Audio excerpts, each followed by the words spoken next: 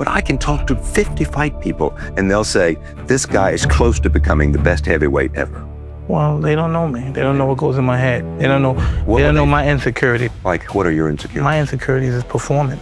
Welcome back. Today we're looking back at the night that insecurity turned into 30 seconds of pure violence. If he doesn't die, it doesn't count. If he's not dead, it doesn't count. The night a prime ready Iron Mike Tyson stepped in against the son of one of the greatest heavyweight legends of all time. With my pop in my corner, I don't see any way that I can lose. Something about this night made Tyson angrier than usual, eager to close the show as fast as possible. Let's take a look.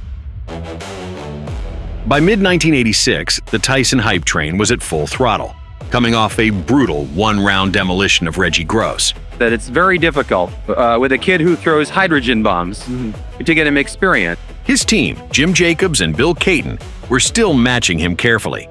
Every fan, and Tyson himself, believed he could already beat any champion in the division. I'm starting to think that you're unstoppable. Do you feel that you're the best heavyweight in the world, that you can step in with anybody right now? I feel I am the best fighter in the world right now. Watching a talent like this held back from a title shot frustrated the entire boxing world. But his team wasn't building a contender. They were building the finished article. I'm the leader. I look everything over carefully, and then I send them in to do the job. But that summer, in his path stood a name that carried weight far beyond the record books. The son of Smokin Joe, Marvis Frazier. Joe Frazier, the man who beat an undefeated Muhammad Ali in the 1971 fight of the century, took an against-the-grain approach to developing fighters. I'm not in charge, you know. If they say, fight King Kong, I'm ready. All I have to do is get my body in condition and my mind and spirit, and I'm ready. His philosophy was brutal, no easing in.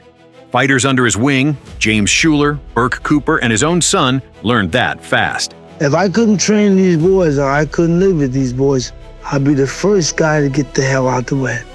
Marvis took it as law. Within his first 10 pro fights, he was already facing legitimate contenders. Zowski, Broad, Bugner, he beat them all. His inexperience in the ring. In 1983, Joe pushed Marvis into the deep end, a title fight against Larry Holmes, 44-0. Seen around the hard-bitten gymnasiums of the world, boxed in the top amateur. Just look at this for a show-off at the start then by Marvis Frazier. The long right hand. Well, it was a mismatch, and everyone at ringside knew it, including Joe himself. Really putting young Frazier in trouble there. Will he get over this first round? The gumshoe comes flying out. Bill Slane, the referee, hopefully giving him every chance, but it's all one way now, and he stopped it in the opening round. But Joe never lost faith. Marvis came back with wins over Quick Tillis and Bone Crusher Smith,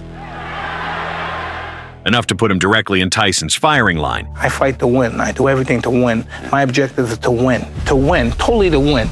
Mike Tyson entering as the warrior, the characteristic no socks, no robe look. Glens Falls Civic Center, July 1986.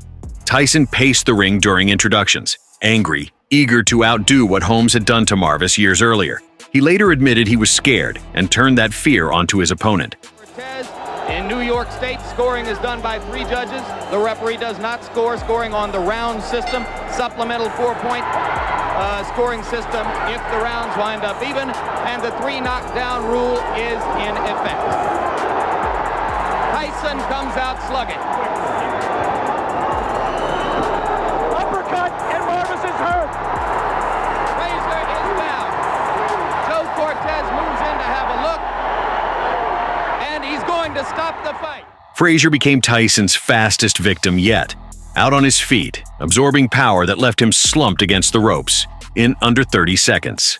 Marvis is badly hurt at this point. Uppercut again, and there Marvis is out on his feet. Everything after this is just incidental. It took Tyson a while to come down from it, riding the high of his best win on paper. But once he did, the message he sent to every champion in the division was ice cold. And I came out and I was confident. I knew the fight. I felt it deep in my heart. I was going to stop him in the first round. In your mind, if your managers Jim Jacobs and Bill Caton and your trainer Kevin Rooney came to you and said, Mike, we think you're ready for a title shot tomorrow, Would you agree with them at this point? Most definitely. Anytime if my manager and my trainers feel that I'm confident and they're willing to put me in a title and they're sure I could beat the champion, I'm sure I could beat them also. Of the 3 champions, who would you like to fight and why? I'd fight anybody my trainer put me in with because I'm confident I could beat any fighter in the world. Marvis Frazier fought a few more times after that night, but that Tyson punch changed something inside him. In 1988, he hung up the gloves for good. Just 21 fights in his professional career. But he never regretted the path his father chose. It feels to stand in the shadow of Joe Frazier, and to me, I always thought I was standing in the light because it's a great legacy. You know, my father could have been, you know, a drug dealer. He could have been in prison. He could be a bum on the streets on Skid Row. But my dad is Smokin Joe Frazier. A few months later, Tyson would step in against Trevor Berbick and become the youngest heavyweight champion in history. But before that happened, one more opponent awaited him, a man who was feared on the streets long before he ever stepped into a professional ring. Look out, I'm ready. I'm coming to take it. I'm coming to take him out.